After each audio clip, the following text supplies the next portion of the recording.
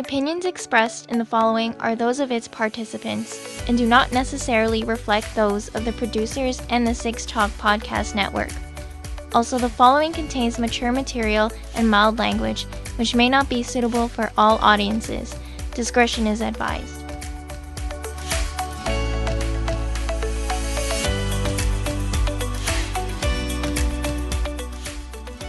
And the podcast now gathers for Saturday night, June 11th, 2021. This is episode 44 of the Anime Roundtable Canada, presented by Anime North. Good evening from 6 points, 10 minutes south of the Anime North compound in the west end of Toronto. Mike Nicolas, along with James Austin, Kevin Ng, Mohamed Sharmarke, and Geoff Greig as the roundtable now commences. A reminder that we want to hear from you, and here's how you can contact us. By email, animeroundtable@gmail.com, by Twitter and Instagram, @animeroundtable, and give us a follow, and you'll for sure hear from us. And animeroundtable.com for show notes and past episodes. And we also do have a presence on Facebook, Twitch, Discord, and YouTube, although your mileage will vary. So, this is our first episode since the Anime North stay-at-home edition. Have you guys recovered? Yeah, it's been 2 weeks. Yeah. If we haven't recovered, then what would that even mean? It felt like I got a post-con cold, even though I didn't leave my apartment. Oh my goodness. Well, you're preparing for the next con, right, Geoff? It's just my body's annual rhythms every post May 28th.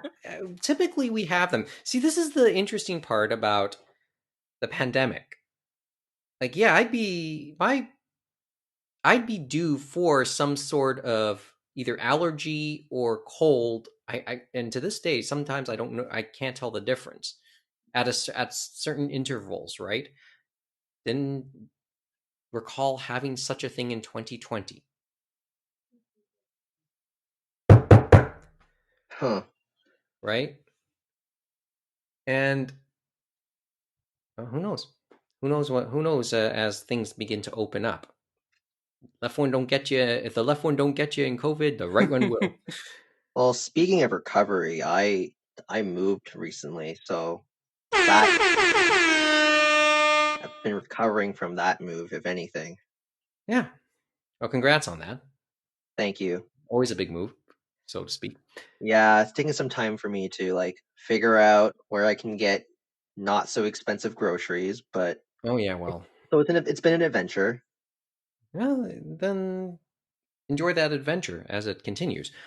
I gotta say very quickly, those salmon skins at Galleria at half off, those have been a lifesaver when it comes to my protein intakes. Oh, yes. So, yeah, well, that gives us an idea where you are. Some idea. Yeah. Not the greatest. There's a few gallerias. Yes, that's why. There's a few gallerias, so you can start to pinpoint just a little bit. Guys, come on. Good thing. Good eat.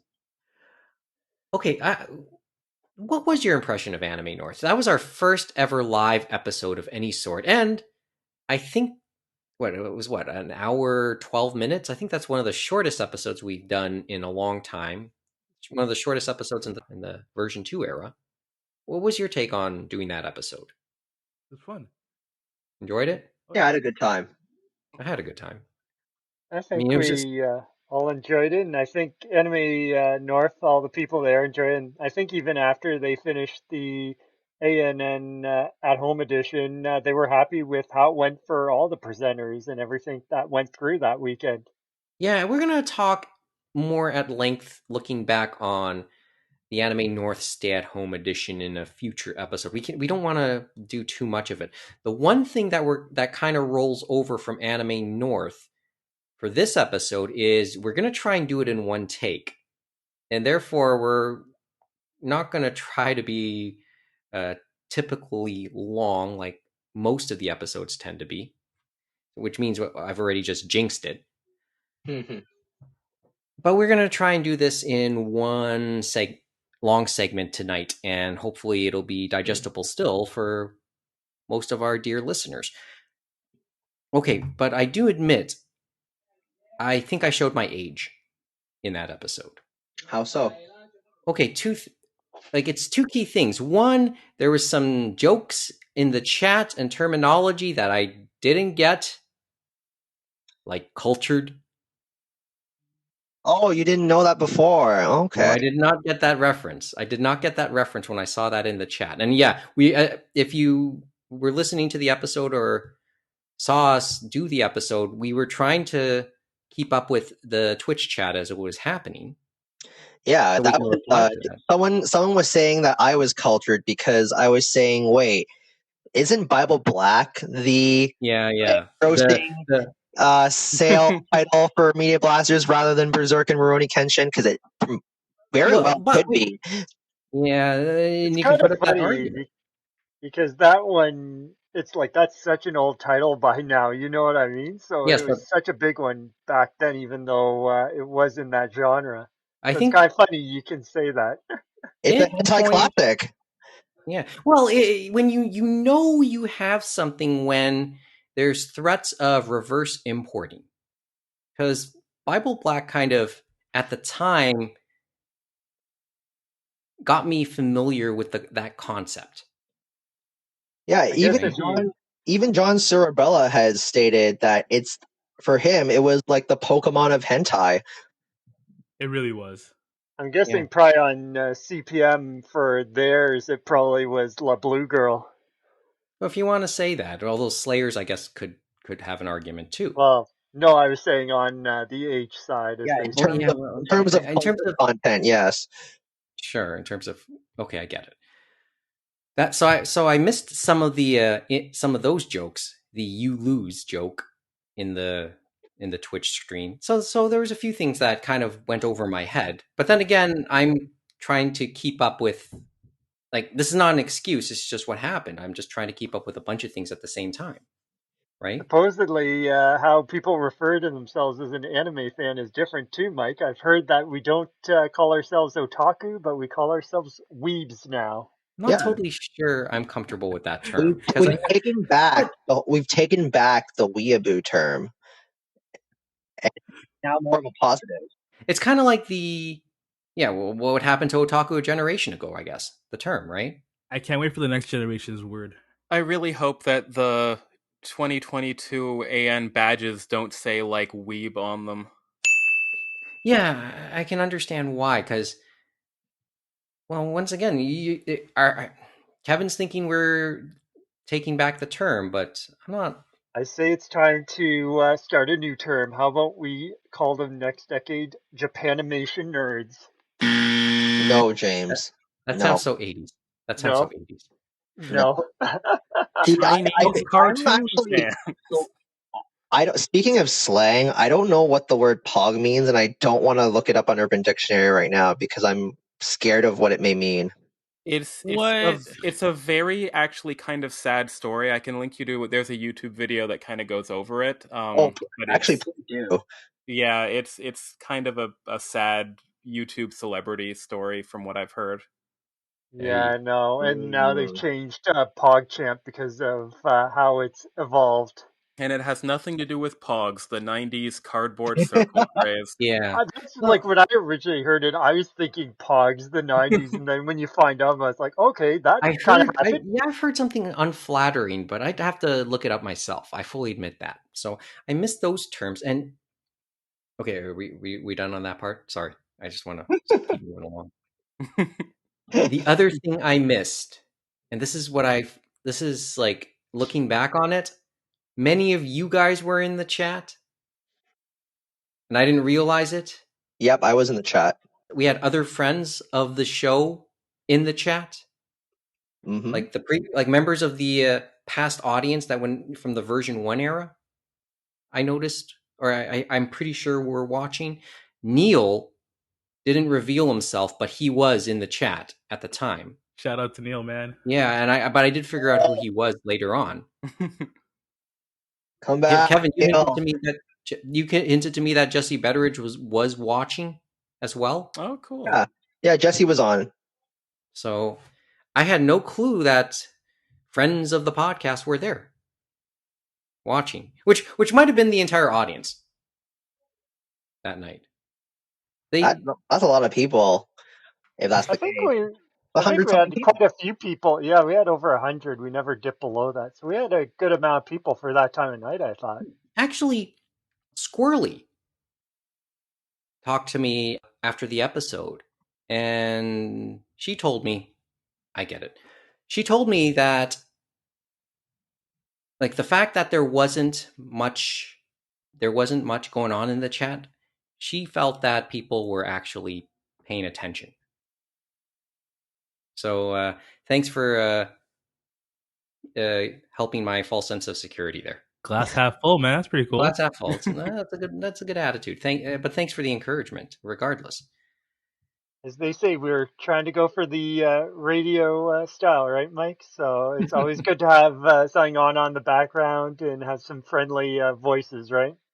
Well, anybody who's kept up with this show for the 15 plus years we've been on and off, hopefully we've become a familiar voice to a handful of people. And if we're adding to your enjoyment, to your fandom in whatever form, then it means a lot to us to know that we're adding something to your fandom here, and that we can add a really, really nice discussion to whatever we end up talking about. But really, thanks for listening, and thanks for listening all these years. Okay, as I said, we'll talk more Anime North in the future, but I did want to kind of stick on a bit of a nice little theme for much of the evening. And when we gathered last night to do our pre-show meeting for this episode, and clearly a common thread in many of the topics that could possibly come up was music. And basically we distilled most of it down to things connected with music or have a 6 degrees of separation version of it, and then some discotheque talk, which we'll get to in the bullets. So let's start with the On My Mind story. I think I put that up a couple days ago, told the story of Kozo Murashita and his song Hatsukoi and how that endured through almost 40 years now, but really how much it has endured in the 20 years since he died, which is kind of sad, a little bit of a sad story, right? Mm-hmm. Right? I mean, as I entitled it, The Odd Annie Song Legacy of Kozo Murashita.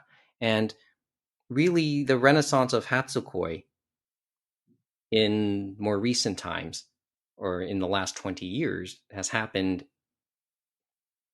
really not too long after his death in 1999. Boys B was in 2000. Heaven's Lost Property was in 2007. Sugiyakire was 2017. Okay, what was your thoughts? And we're going to rehash a conversation we had last night. What was your thoughts on that? Each of you. Hearing about Boys B took me back to 2006.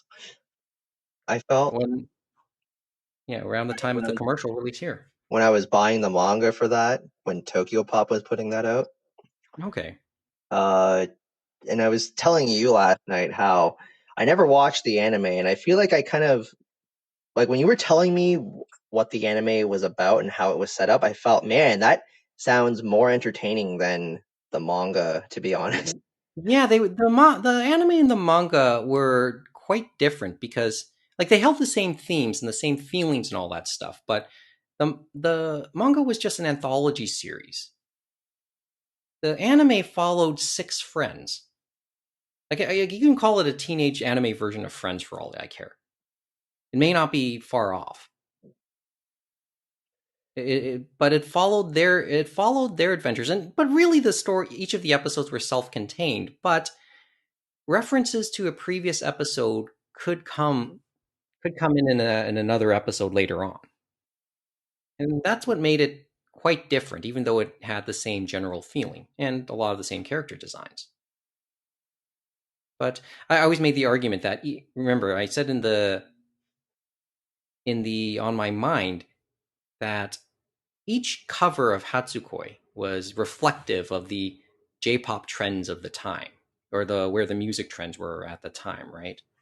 So you had that kind of rock version, that soft rock version, and then you had the slow beat versions in 2007 and 2017.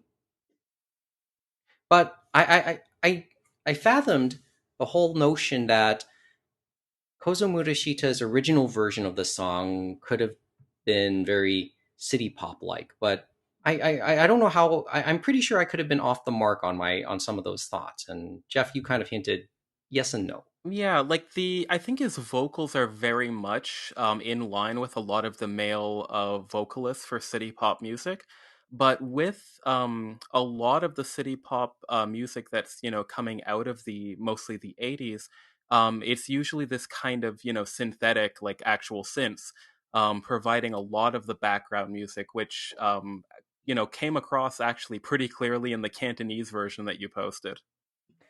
Yeah, that's the irony, right? It was more borderline acoustic. Yeah, I think that's what you told me last night. Yeah, like definitely, there are, similarities. Like, I think city pop in general, I think some people would argue it's almost more of a, aesthetic of the time and like almost the atmosphere around it. But there are, some, common musical traits that I think that, his vocals definitely evoke, a lot more than the kind of acoustic guitar that he's playing in those versions that you posted.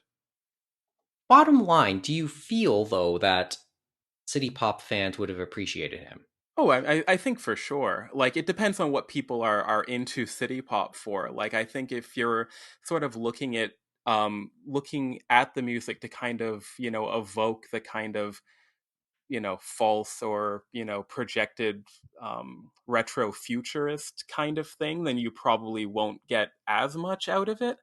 But if you're into the music for the kind of dreamy type sort of audio aesthetics, I think that you get a lot of that with his song and the general flow of the melodies.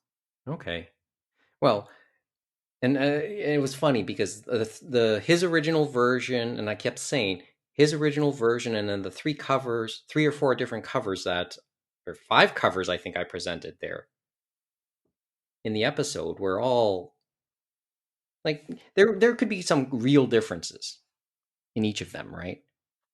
From one to the other.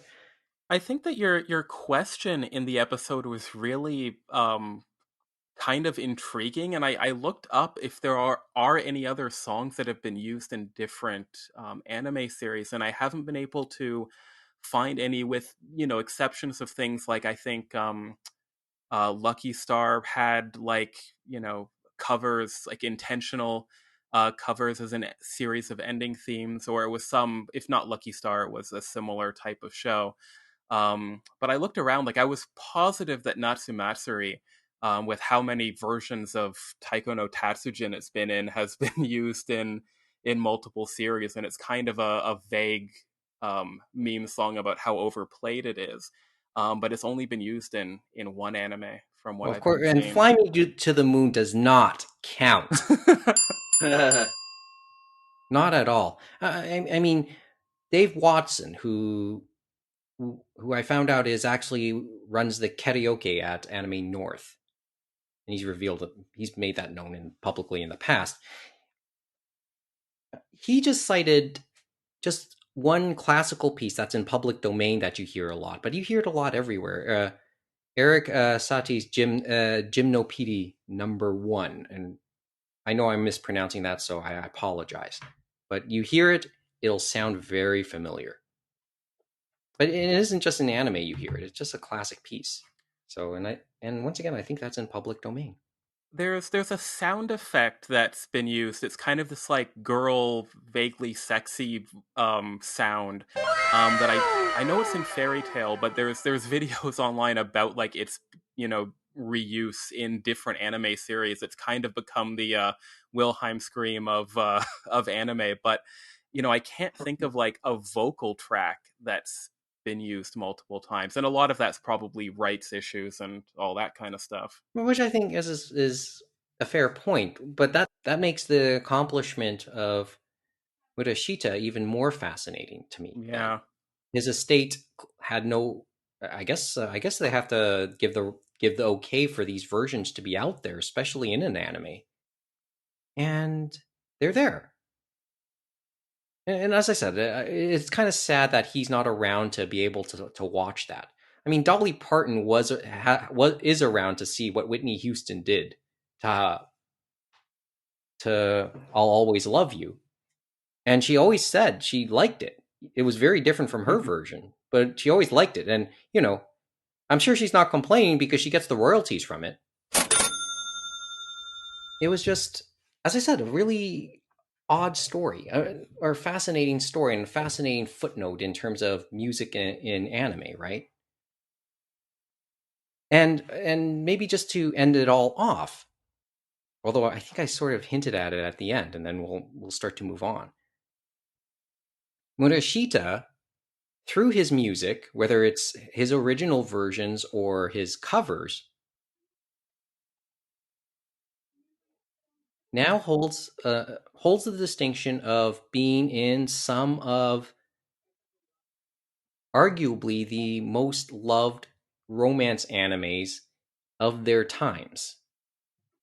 Remember I said in the monologue, he had the last opening theme song to Maison Koku.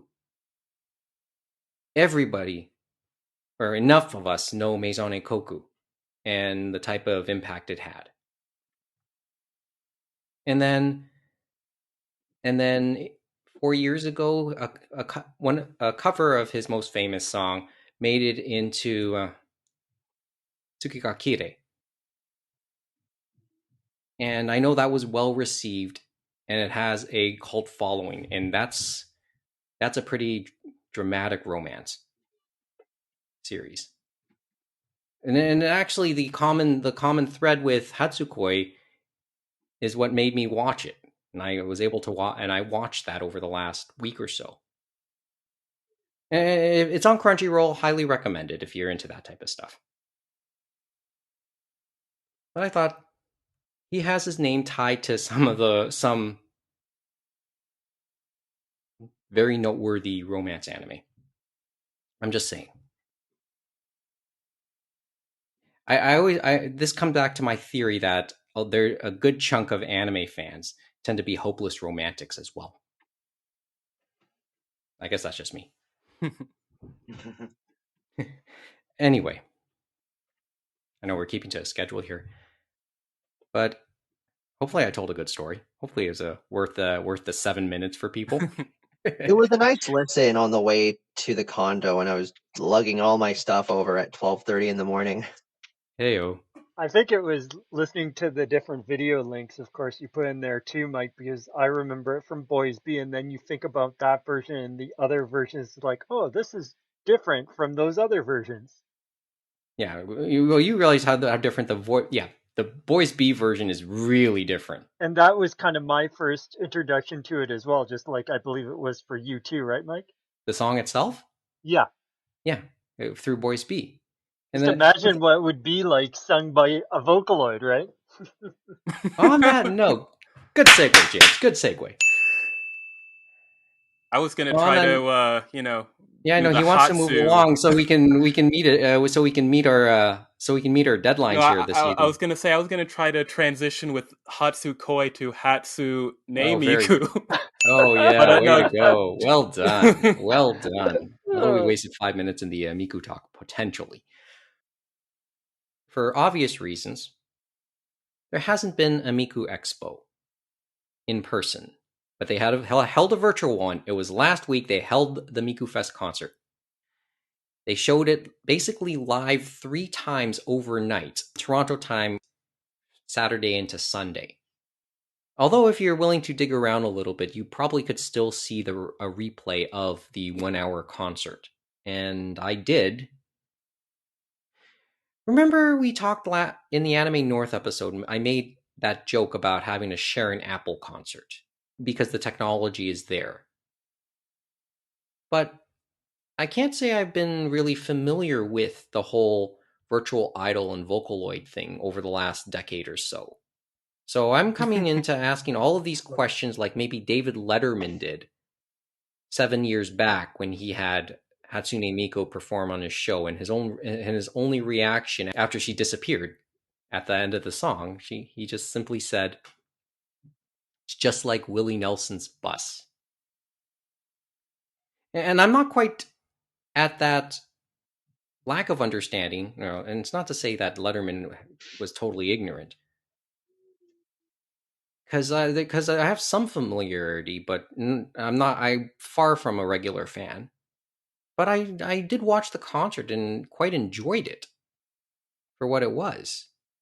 So I want to try and understand a little bit of the Miku phenomenon, or I don't know, maybe it's a waning phenomenon at this point, almost a decade later. Well, maybe you guys can tell me.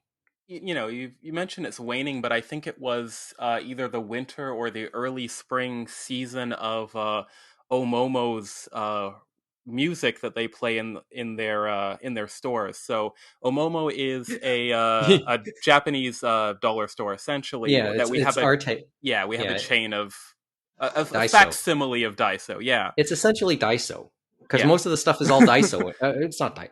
Yeah, it's Daiso. It's all Daiso. I think there's a few Saria, but it is mostly Daiso products. But they had a whole virtual idol series on their kind of music station. So it was largely Vocaloid, but they did have Macross as well as a few other, ideas of fictional bands. So I think they might have thrown in K-On! In there as well. First of all, I didn't even know they would have had a radio station of any sort. So send me the link later. Well, no, I just mean they play music in their store. Well, within the stores? Yeah. Okay, they have a clear rotation of music. Yeah, and it changes every, I'm guessing, quarter. I'm not completely sure, but I definitely heard the Virtual Idol series throughout the winter and early spring before the lockdown here.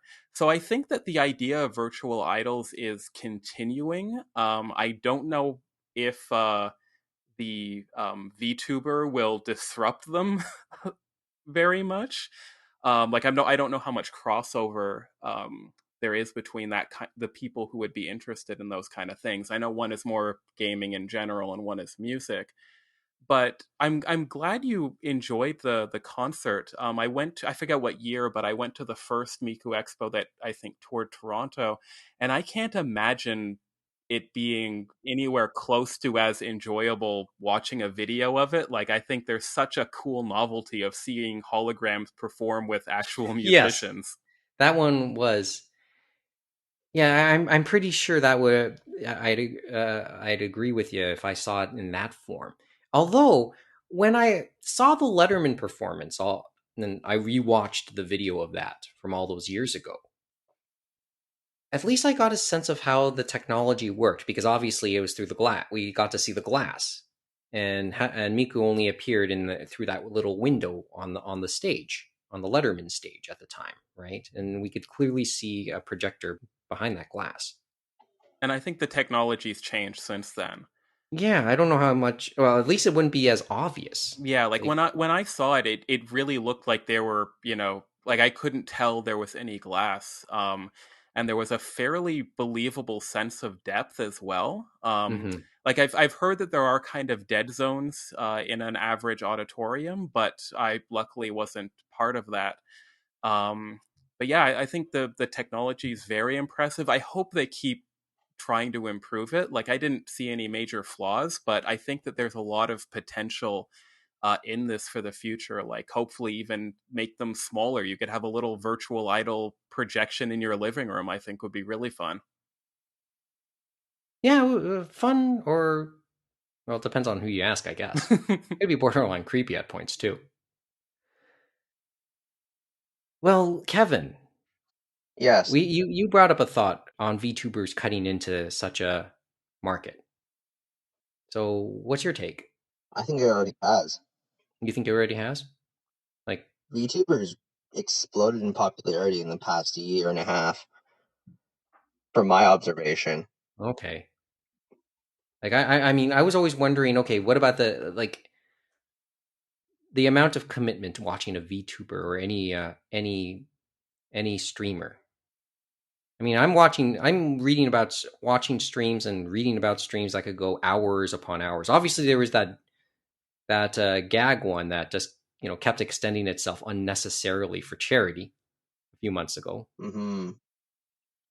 And I remember actually, was it Trash Taste, the anime podcast? They had a VTuber on. It was kind of interesting. The VTuber, obviously, in their VTube persona, like they're sitting down, and it kind of gave that weird vibe to me, similar to how we have the virtual idols and stuff like that. And as Geoff said, it's been looking better, but sometimes there are zones where it kind of, you see through the looking glass. I've seen that with the Squid Sisters off the hook. Most of them are good, but there are a few camera angles where you can see the crowd on the other side of them, like you're seeing through them, and you're just like, oh, that kind of took me out a bit, or I was like, I'll just ignore that. And I think that works for like a little bit better for the Vocaloid people, where they're there's kind of an inherent digital quality to them. But like if I'm looking at the Inklings or KK Slider, like I think those I'm expecting to be solid animal people that I shouldn't be able to see through.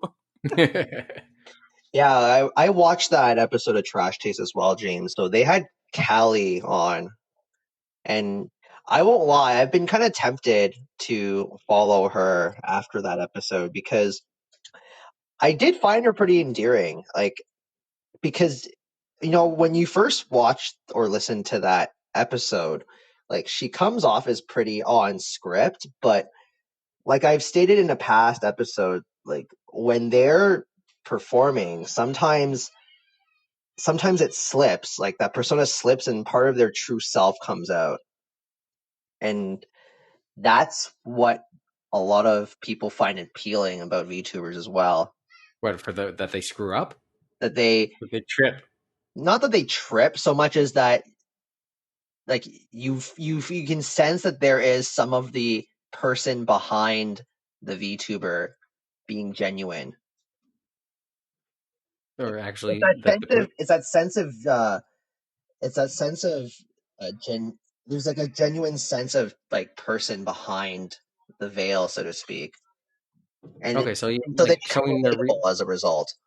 In personality. Yeah. It just sounds like that. Like they're not a made up personality, so to speak. Yeah, like there's like a base line of facts and lore and story behind the character, but then you'll hear some of these VTubers talk about their favorite games, and that's the actor's favorite things. It's a real person in that sense. Yeah. It's really interesting how the line gets blurred there. From the sounds of it, I have not really delved into the VTuber world. I'm scared of delving into it. I feel like if I delve in, I'm just going to drop into this vortex of wonder, and I feel like it'll be hard to claw my way back out. It's like how my friend like really got into K-pop for a while, and for a good 2 months he was really into Twice, and then all of a sudden he thought, oh crap, like I got in pretty deep, I need to get out now. When Vocaloid was really kind of starting to boom, I was mostly attracted to it because of the Figma designs, like the figures. Do you think that there will be VTuber figures? As in real Yeah, like, because I'm thinking of, like, I think I probably encountered and obviously purchased, Vocaloid merchandise probably before, like, I heard, like, a full song from a Vocaloid artist. I just thought that the character designs were quite appealing. And, like, to what you were saying about, like, the VTubers having personality both as actors and characters, Vocaloids don't have any inherent personalities. Like even their music is kind of by committee and by the collective consciousness of doujin musicians and real, like I guess studio musicians, mostly in Japan. I want to get to that, actually. Go into that part of the story a bit later on. But going back to the whole merchandise thing, maybe there's an inevitability about it, but that's just a guess. As with everything, if it can be feasible enough to make something out of it, like little coin. Individual YouTubers have plushies of themselves that they sell, so I'm surprised that there isn't a huge boom of VTuber dolls and toys. I'm So sure maybe there it's is on the corporate side. Someone's doing something, but it's definitely on the corporate side, not on the VTuber themselves, unfortunately, since they're owned, right, by the company. Okay. Well, okay, there's another avenue about that whole thing. Like this could be, they're more corporate than they are organic. Is that one way to put it? Indeed, it's like the idol industry, unfortunately. Okay, so. there you go. That's a good Except parallel. without the handshake events, which I'm sure they're are there glad any? for. Well, yeah. Are there any independent VTubers? There's not many. Like, I think there's the one big one everyone knows. Now I forget the name. It starts with a C. I should remember the name of that company. Because there'd be nothing stopping an individual from downloading the software and quote unquote becoming a VTuber, right? Aside from maybe not having an audience, it would technically be possible. Okay. As I said, I wish I knew. I couldn't even fathom an answer or a guess, much less an answer. I'm trying to remember the name of that this one VTuber who was like one of the more lewd VTubers, and then she ended up joining an agency. And I'm trying to remember the name. Okay. But she there's was a pretty few popular. She is pretty popular. If you remember, we'll put it up, and I'll add it to the links. I keep making just one quick aside before we continue. I put up all the links to the On My Mind, but I've yet to put up the links from the Anime North episode. That is sad. That is sad. Oh, one story I wanted to share about when I went to the Miku concert the first time it came around here, because I was preoccupied when that talk happened earlier. I went with my friend, and we were sitting beside these two girls who were very excited to be there. And this was a concert that I regretted not bringing earplugs to, not because the music was too loud, but because the girls were too loud. And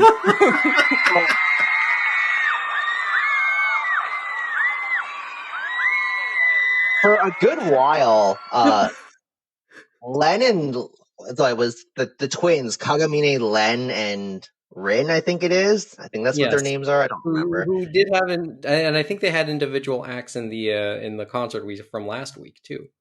So they actually didn't come out until towards the end, and I was not surprised because I know those two are very popular within Vocaloid fandom. And oh man, the screams from those girls when they finally came out, oh my god. Okay, to be fair, if I recall correctly, that song was remote control. That was the most hyped song of that entire concert. I had never heard that song before, and I instantly downloaded every remix of it after I got home. It was a spectacle. Just production wise, the actual melody of the song.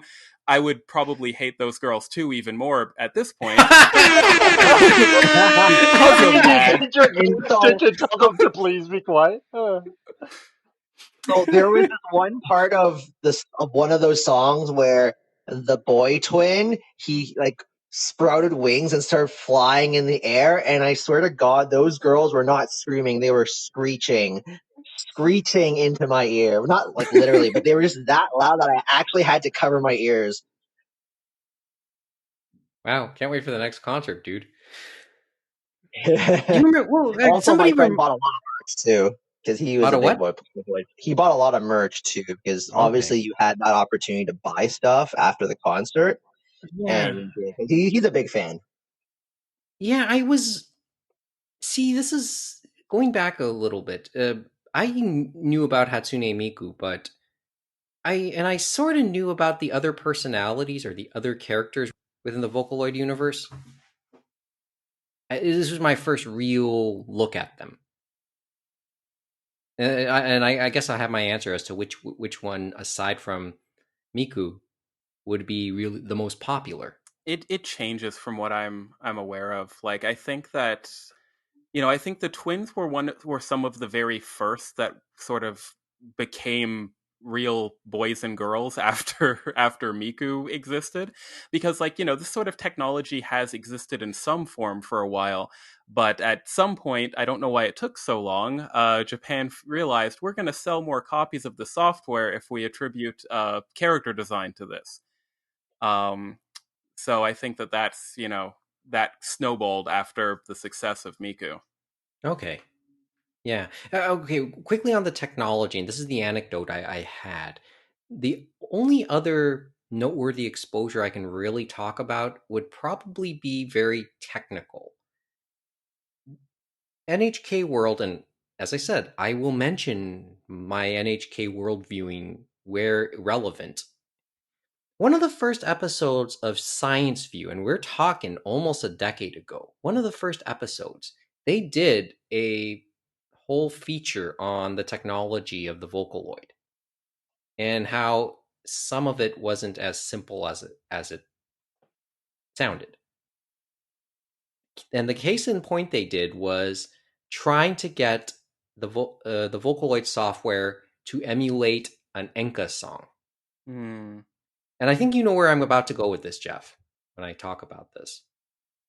But the way Enka singers changed their pitch, they were able to hit notes that technically aren't on the music scale, or the way they changed their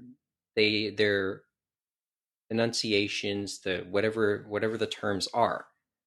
But the way they level into their different notes is very unique for singers, and that was one of the tough things to replicate. So if there's a sharp or a flat, there isn't. It would be a note that really on the audio scale doesn't have a real definition. So replicating it, because it's so hard to pinpoint, becomes really hard. And they went into like a 5-10 minute explanation, probably 5 minutes because it's only a half-hour show. But they went into an explanation about how the designers of the Vocaloid software were able to eventually do it. And that's the part I sort of forget. But I just remember that part of the story. How they like that when they wanted to design software that can emulate singing, it wasn't that simple, because for starters they're trying to do it in a Japanese form, and some forms of Japanese singing are very complicated. So that's what happened here. Anyway, okay. Oh, two quick things. Yes, and then I want to get to the whole Dojin music part of it, because that's the last part that also grabbed me because I didn't really know about that. Okay, Kevin. So the VTuber I was thinking about was Project Melody. Project Melody. Melody. Oh, Melody. I thought I heard do, not D. She's part of. She signed with V Shoujo last year, I believe. So that's the That's the VTuber agency that she's a part of now. Mm-hmm. I feel like she was independent at one point, but yeah, she uses Twitch. She uses ChatterBait of all things for her content and whatnot. So there's that. Cool. I forgot my second point, so you can go ahead. Okay, the other thing I wasn't aware of in terms of Vocaloid, or in terms of the Miku Expo, was they had a song contest, and the winner would have their song performed as part of the concert, and then the honorable mentions would at least have a recording available online. And this has been a thing, at least for some time, concerning Hatsune Miku. And I guess the trend altogether. We used to have these, like, I guess way back, rock idols, teen idols used to have song contests with their fans, and if a fan can write a good song, it would be performed by them. I mean, that was the center point of a Jetsons episode way back, I guess. So in some ways I see a parallel, but obviously there's a nuance that I'm not aware of. Well, I Can think somebody enlighten me on this one? Part of that is just that the place between what is dojin and what is, I guess authentic is a little bit different in Japan. Like even if you look at the game series Toho, which I'm not super familiar with, but that's started out essentially as a dojin game. They would call it that, but it's kind of, it has authenticity now. Like there's quote unquote official merchandise, official games. And with Vocaloid, it's, I think, sort of the same sort of situation where there are, actual bands and groups, at least Supercell is the one that comes to mind, that is attributed to Miku and other Vocaloid artists, or virtual idols, I guess. But, Dojin circles have made quote unquote official Vocaloid songs as well. That kind of get, I think, elevated into canon. Again, not using real terms, but yeah. Well, I mean, we have to kind of get the concepts, right? So it's not canon, I guess, official, quote unquote. Although I wonder how problematic the term is in the Hatsune Miku universe. I guess if you see if it's performed live, or like I have trouble pinning down even albums on Spotify. So somebody help me out on that. You can just, what happens if someone downloads the software and then releases a song? Like, you're using the official software. Like I'm not an expert. I'm just, fascinated. So I don't know the nuances to this. And, the Japanese recording industry is kind of famously labyrinthian and sometimes. Yeah. So yeah, I guess that's why it's so hard to pin an album sometimes officially. Because, as I said, official becomes problematic in this case. But as I said, it was just interesting to watch, and I just don't mind keeping up a little bit more. That's all.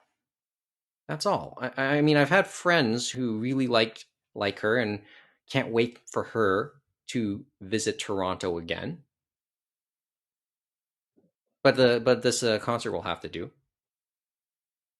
And as I said, if you're willing to dig around, you probably could find this concert, even though it's not really supposed to be there. But if you dig around enough, you'll probably find a concert. And it just made me a little bit more curious, just to learn just a little more, and add to the other stuff that, what little I already know. As I said, when this show returned 3 years ago, it's more like, it would probably be more like me being an anime version of Rip Van Winkle. What the hell did I miss over the last near decade that I hadn't been keeping up? But lots changed, lots didn't. I'm just trying to kind of catch up a little bit, even though it probably never will, which is fine. Okay, I'll listen to more and read up more on the Miku universe in the future, and I get the feeling my friends who are fans will give me a better sense too. Well, we went over time, at least over the planned time according to our schedule. But let's do this as best we could. You guys ready? Ready to continue? Let's do it. Okay. As we go into the bullets, these are small things which can become bigger things. And wanting to keep our little music theme of the evening, I guess the first bullet, and it's an easy bullet for us to talk about because I said we'd talk about it, is Yoko Kanno herself. And it dropped earlier this week on Netflix's Geek Week. Is that what it was called? Yes, it was. Yes, it was. Yes, I think. Yeah. Obviously, it was a chance for them to promo upcoming geek stuff they add to Netflix. And people on day 2 of it we're clamoring for as much stuff on Cowboy Bebop as possible. People are still waiting for any sort of proper images or a trailer from it. We didn't get that. But we did get what I think many people considered a bit of a surprise, although not to me really. And it was when it was revealed to the main cast as they were sitting down to do interviews, because that's what the little trailer looked like, that Yoko Kanno will return to compose some original pieces for the live-action Cowboy Bebop. Awesome. Obviously it was well-received news, but for some strange reason, I wasn't surprised. There was a part of me thinking this had already been announced.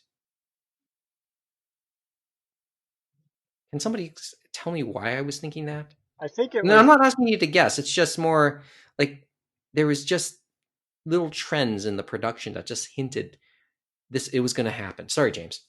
I was thinking it was probably because Sunrise and then Watanabe and that they were working with Netflix to make this happen. They were on, I guess, the committee or whatever you want to say. I think they might have even had a producer, exclusive producer status on the projects. And of course, the people working on it for Netflix really loved the show. So all that passion together, you kind of had that feeling maybe Yoko Kanno would come on board and maybe do something, but maybe not quite this big. So there's a lot of love going in, and we've seen other projects too where it has the creator's blessing, but other people don't look at it as fondly. I think of the Ghost in the Shell movie, for instance, as one and stuff like that, where all the people on the judge side, this looks fine, and then everyone else is like, I don't know about this. Anyone else? Anyone else have a thought? Plus, it's Netflix. I think it's just the assumption being that it's such a big studio that they had everything in order, right? Yeah, it's just Netflix could drop the ball once in a while whenever attempting these things, but I was always going to be curious about it. And yes, they've given a better window as to when it'll come out, fall of this year. So we're a couple months away, I guess.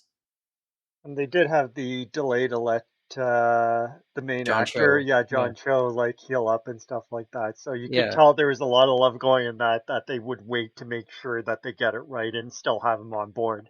First of all, I'm going to give John Cho a little credit. I know his choice for the role has been widely panned. At least he's trying with the hair. I mean, that's the first thing that came to mind. I'd like to think he's gotten into the role. He went into the role. We'll find out, obviously, in a few months' time. I would be really curious to watch. And it has me wondering what type of music Yoko Kanno will come out with this time. Aside from a remix of Tank. I could foresee, I'd be curious to see a new version of Tank in the process. But obviously we should be expecting more. I always preferred Real Folk Blues over Tank. Okay. Yeah, no, that was nice. That was a good tune too. So let's see what comes out. I would expect at the very least, I know they kept saying more original music. I get it. But I could foresee some of the classic pieces from the series getting a refresh too. Tank, Real Folk Blues, Rain. Rain's one of my favorites too.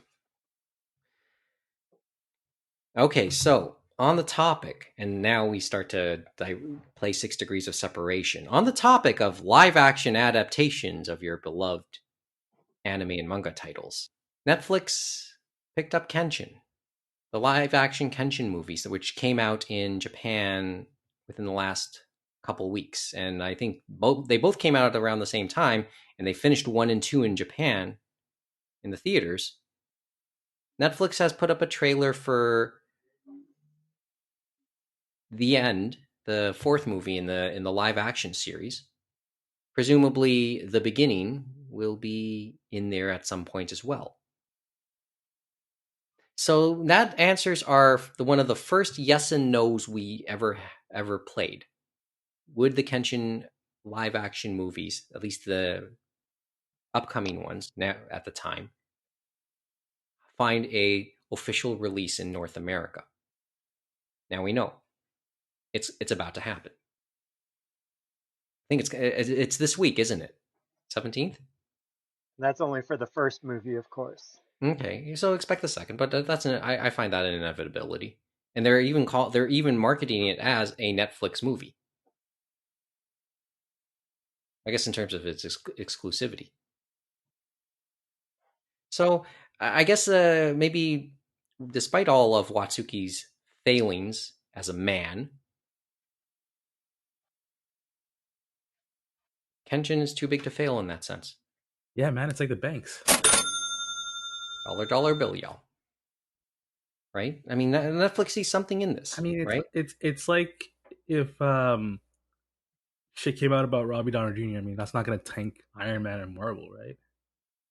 Well, shit has happened to Robert Downey Jr. over the years.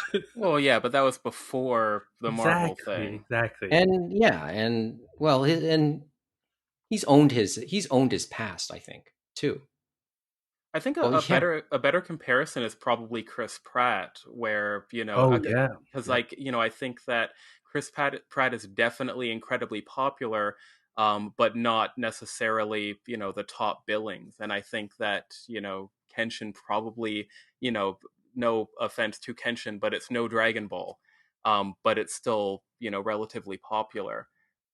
Mm-hmm. So I think that there's more of a risk that Kenshin would have tanked. Same with Chris Pratt. There was more of a risk, but I think both of them will be fine. And by Chris Pratt, I guess I more mean Chris Pratt's roles rather than the person himself. Okay, you're probably right. It sort of comes back to something else. James, remember our talk with Matt Alt? Yes. Okay. And I'm going to play this thought, and then we'll move on one more time. Remember, we talked about the effectiveness of the algorithm in Netflix, and how it probably may have informed them after doing seasons 4 and 5 of Midnight Diner. Ooh, picking up Midnight Diner 1, 2, and 3 would be a good idea because the algorithm has swung in its favor. But really, Matt, in our conversations with him, he just hinted it's really more simpler than that. We're making it too complicated.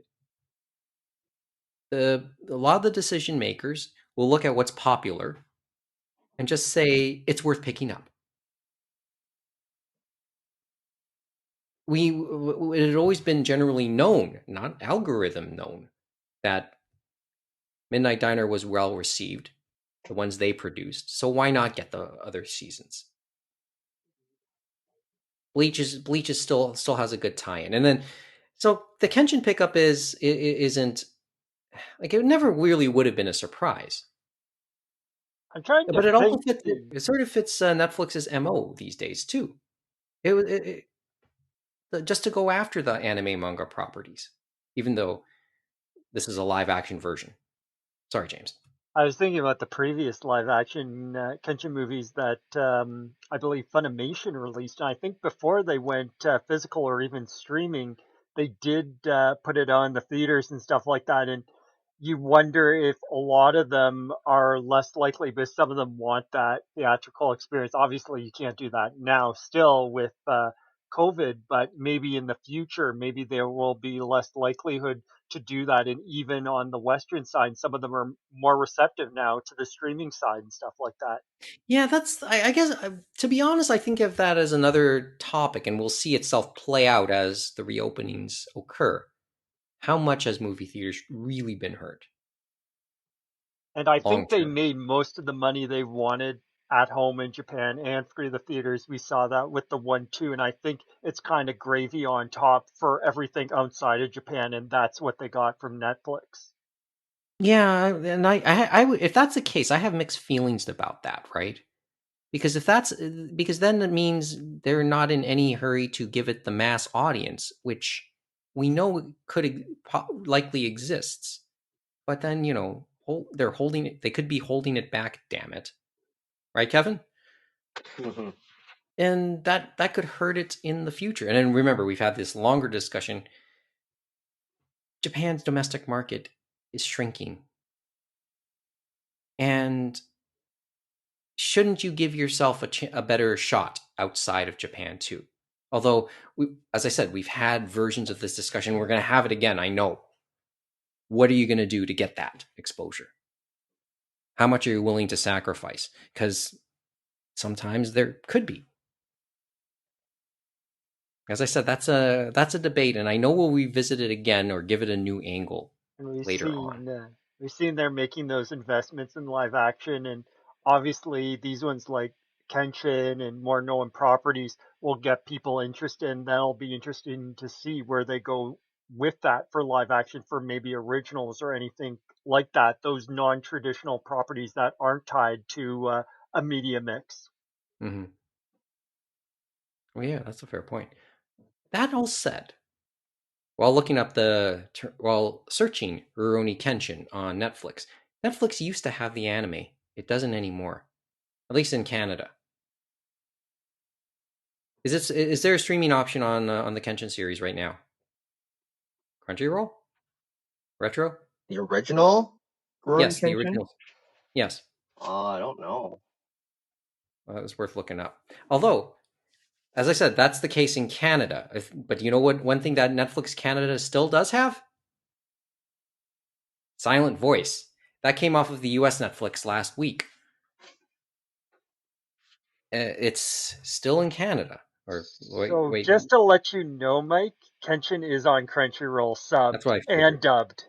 Oh, let's hope it's the just found out too. Bang Zoom dub. Let's hope it's the Bang Zoom sub, not the. Yeah, no, that's the Bang Zoom dub. We're talking about original Kenshin. We're not talking about Samurai X. Yeah. Yes, Silent Voice. Yeah, and I just double checked. Silent Voice, the movie, is still on Netflix Canada. And for reference, I did watch that. That's a great movie. There's that thought, though. There's that thought with when it comes to Kenshin, and I'll be watching. That's I think 17th. Once again, and I could be wrong. Somebody correct me. Okay, so now all the common threads end, and we continue with Discotek. Discotek held their quarterly panel. I guess it's quarterly. Well, I think it was kind of what they would like to say and think of as a mini panel because they got it in an hour. So, way to go. Well, okay. One thing that stuck out to you, and then I guess we'll start to wind it down. Why don't we? We'll just say what maybe they announced and stuff like that. Just quickly. Any of them. Just quickly. So they started with a bang with Shaman King dub release on SD Blu-ray and sub release on SD Blu-ray, and then they said part 5 of Lupin the Third is gonna start coming from them. The first part in October, and I know a lot of people were looking forward to that. It was just a matter of time. Is so good. Yeah, no, it'll be great to see that. I've signed to say later on, but another Case Closed movie is coming out from them. Case Closed, Darkest Nightmare. That's the 20th movie. Then they got Breiger, which is an old one. They are bringing Orgus, which they had already done for DVD to Blu-ray. And then finally, they talked about one they had released on DVD before, and that is Fatal Fury. They're going to release on Blu-ray, and they had a lot of love for that. Mm-hmm. They got a lot of love.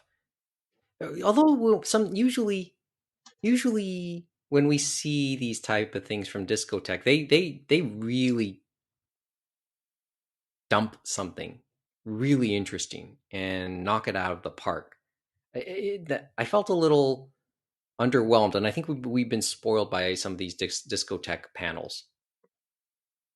So there was a degree of underwhelm as I watched it. It depends on the fan. Oh, really? I think a few of the people that loved Street Fighter 2 when they did that on Blu-ray, and that was a kitchen sink one, probably loved seeing the Fatal Fury one and stuff like that. And that's going to be a kitchen sink one, and they're going back to dub like a few parts that weren't dubbed before. But unfortunately, they have to go to Sound Kings because a lot of the actors that were at Ocean aren't in anime or other things, right? So.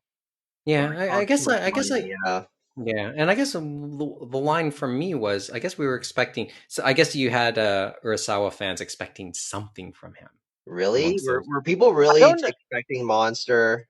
People keep on asking about, but I don't know what those people are expecting. To be honest, like No, there's Monster, clearly... I think it's a pipe dream, but if you're expecting something, I think Master Keaton is your best bet of ever seeing anime from Urasawa out here in North America again. There's clearly some sort of hang up as to why Monster has not been licensed since. You think it would have been licensed by now, because there is an English dub that's been completed to my knowledge, and it's been out in Australia for years. And that has the original music on it too, unlike the Viz one, because they somehow got that original music, the only ones to have done that. So there's some hang up. There has to be. Not for lack of popularity. And you can put it out in 2 to 3 sets. So there's a hang up, I suppose. Well, from what you guys were saying last night, it seems like they have a pretty hefty backlog, so it could just be a matter of that, like, for example, with the 4Kids masterpiece of the Shaman King dub, it has the Shaman King reboot to sort of piggyback off of, so that they know that, there's going to be, some fan attention to the franchise and the series, where if they had released, I don't know how long they've had the rescue license for Shaman King, but if they had it even 2 years ago, there wouldn't have been much point in releasing it. And since the Shaman King reboot is limited, like it'll end next year, if they held on to it for another 2 or 3 years, they also probably would not have, returned their investment, if that is the correct money term. Yeah, they definitely will have a good wave because, the new Shaman King on Netflix will be outside Japan August, and then this, I know the dubbed one, that's what they're starting with first, is going to be Q4, and then we'll have the uncut sub. But they've done that before with other series like Monster Rancher. They had the dubbed version and then the sub version on separate discs. Samurai Pizza Cats is another one, and some of it is just nostalgia from people's childhood, right? There's some people that I'm sure love that original Shaman King from 4Kids. Probably just like there's some that may love the One Piece edit. That's fair. That's an interesting way to put it. Mike, maybe it's because like 2 events ago they licensed like 8 to 10 titles at once. So that wouldn't be so there's these unreasonable expectations, and which I admit I bought into too. So which I admit I sort of bought into to a degree, right? I let myself get hyped. I let myself get caught up in that hype wave. Yeah, it's like 5 releases per month, so I should really stop caring. I should really 4 things. I think that was fine. Like that was no. When you think about it, let's just enjoy what it is. And I think they talked about how they produce things as well, which they always do. And I think it was interesting on. I mean, they went on and on about a Lupin extra or a commentary track that'll come with Fatal Fury. Yeah, was also interesting was that sounds like it would be a real interesting track. I was thinking about Lupin, the third part 5, and them talking about subtitles and stuff like that, and what they do to put in those subtitles, and even look at the background words and everything in there to have that fan experience and how they want to make it authentic. Yeah. It's quite incredible. You look at like everything's in foreclosure, even Lupin's melons and stuff like that.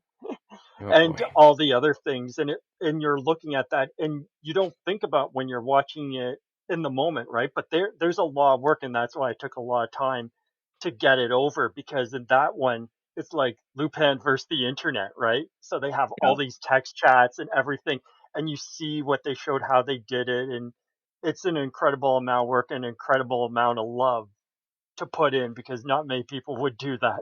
It would drive them nuts. But isn't that what Discotek's about? Yeah, driving each other nuts. I know. They said that some of the kitchen sink ones, they said, okay, who's going to kill who now? Yeah. So also, people in the chat were kind of complaining about, well, not kind of, some were complaining about how it was going to be in 2 parts rather than 1. And then I thought, really? You guys are complaining about that?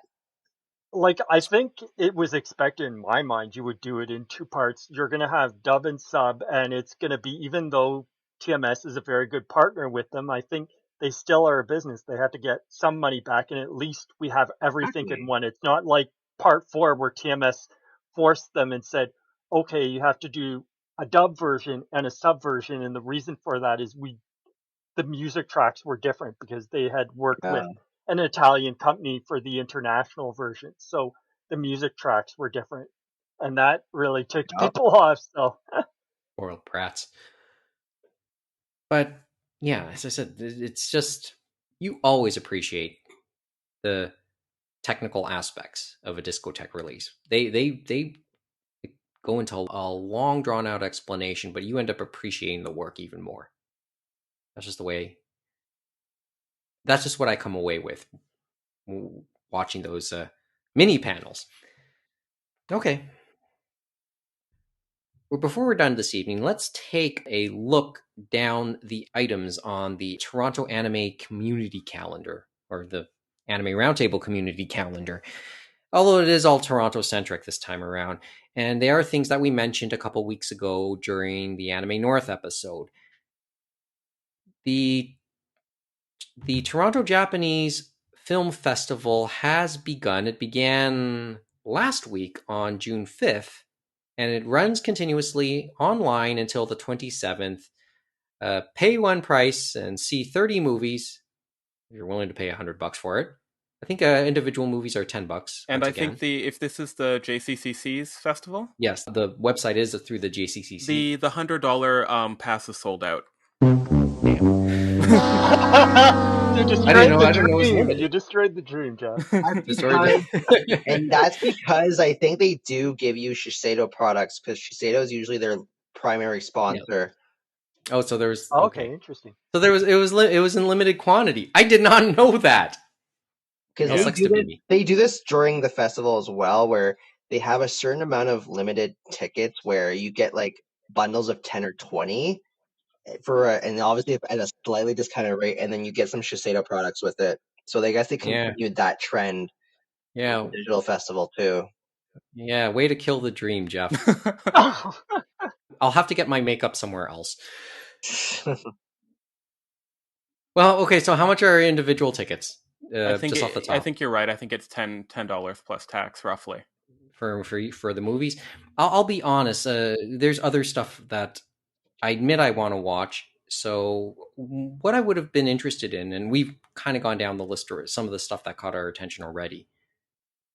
I admit maybe I couldn't, and this is not me being bitter. It's just I'm not told nothing like maybe one or two movies would have caught my attention. So maybe it would have been $20 well spent. Although I don't know if I'll get the chance, but I have until the 27th anyway. So it's worth checking out.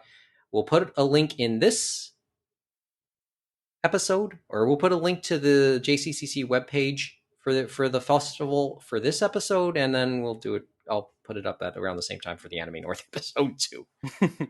The Japan Foundation Toronto presents Parallel Worlds on June 24th. We mentioned this one too, the manga workshop or the manga panel. Well, there's a bunch of manga stuff they're doing.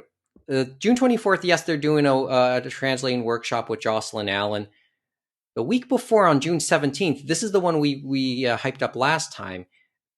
A panel discussion between Jocelyn Allen, David Evelyn, and Jenny McKeon, all of whom we mentioned are in the industry. Jocelyn Allen, we mentioned My Lesbian Experience with Loneliness with Nagata Kabi. David Evelyn, Kaiju number 8. Jenny McKeon, Black Canvas, Bloom Into You. So we'll hype it up one more time. It is free.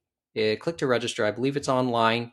If there is a video, well, we'll put a link to the event itself, but if there's a link to the video, we'll put that up also in the future. And finally, and this is maybe one more story we have. I don't know if we mentioned it in the Anime North episode. For sure, I mentioned it at the end of the On My Mind. Anime Roundtable does have a playlist on Spotify that I put together, and hopefully the others will be able to suggest something for it in the future. Basically comprised of songs from shows we've been watching. A lot of anime, yes. A lot of Japanese dramas, yes. A lot of and a handful of songs from some Chinese shows and even Korean, which leads to this story we have at the very end. We mentioned in the Anime North episode, and there's the tie to the Anime North episode, that Amazon has purchased a Japanese version of The Masked Singer, and it'll air on their service, probably exclusively there. If it's available outside of Japan, much less North America, probably worth a watch, if only for the gag. But if you keep up with the Masked Singer franchise, you'll know it's actually a Korean franchise. And I told the story to the others a couple weeks ago about a former Toronto Blue Jay and now playing for the Yomiuri Giants, who appeared on it, Eric Thames. He played for the Jays. He played for the Mariners, I believe. Played for the Brewers. Played for the Washington Nationals. Somewhere in the middle of all that, he spent 2 or 3 years playing in the KBO, the Korean Baseball League there, and was its MVP one year, and became a household name with I forgot the full name of the team, but I think it was the NG Dinos, who, by the way, won the whole thing last year, but only got to the semis with him while he was playing with them. But he was their MVP, became a household name in Korea, became very well liked. And he was well missed when he came back to the US to play for the Brewers. But he made a surprise appearance on the Korean version of The Masked Singer, or the King of Masked Singer, as it's called. And what did he sing? Well, he sang Isn't She Lovely? Left a good impression.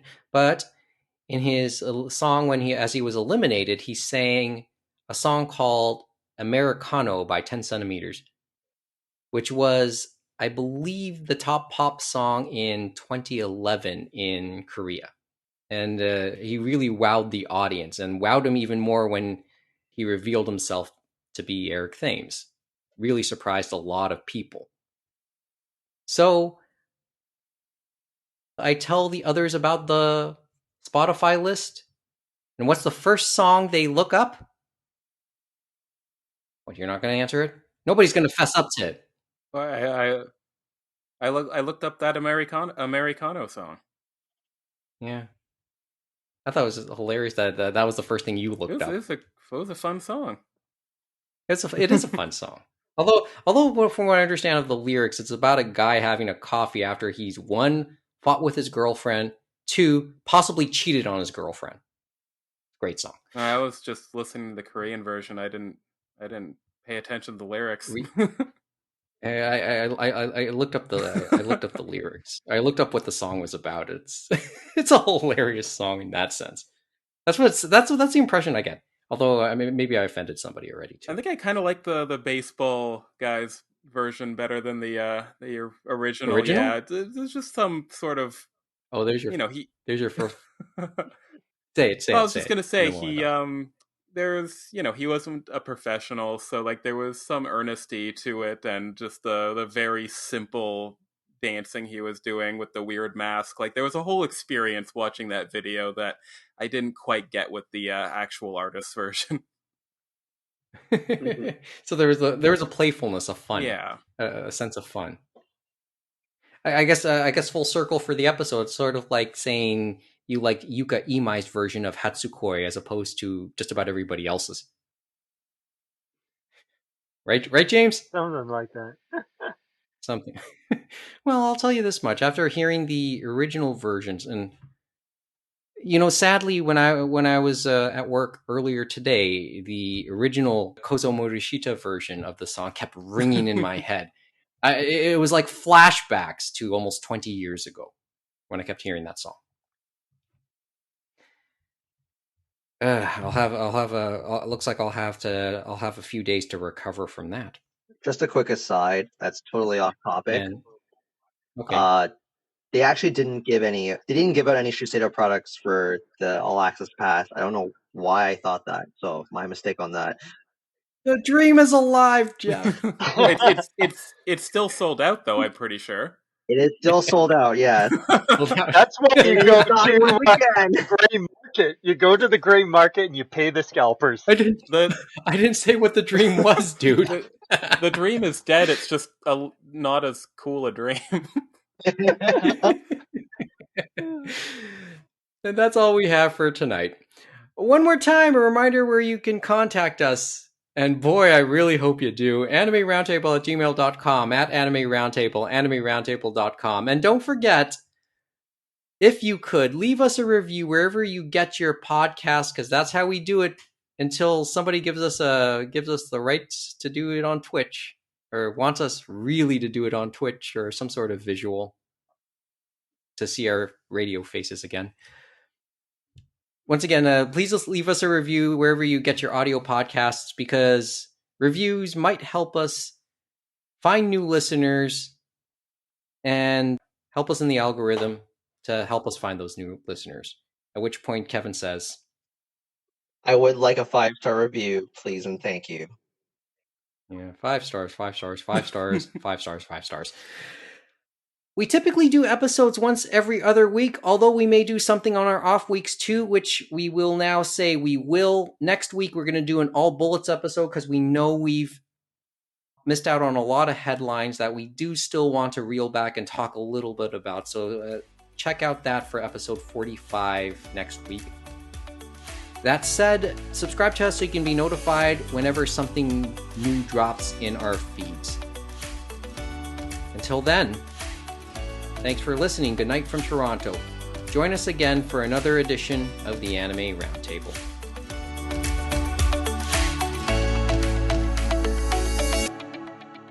You know, I almost fucked up my script because I used the script from episode 42 and I said, we'll see you in a couple weeks.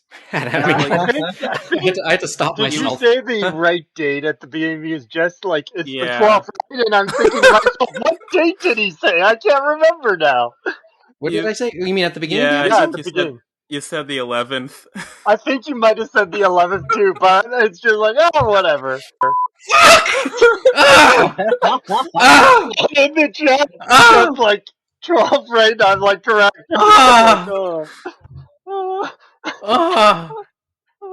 You should dub in like yes, and I did say, oh, great reaction if we had mentioned it before, but at the very beginning. But anyway, you should dub in like a really obvious like overdub, like for June 12th. We are. I like that idea.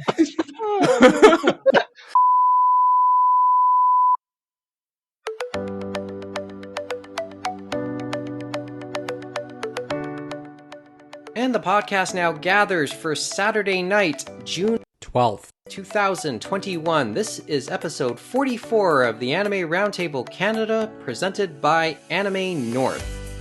Good evening from 6 points, 10 minutes south of the Anime North compound in the west end of Toronto. Mike Nicolas along with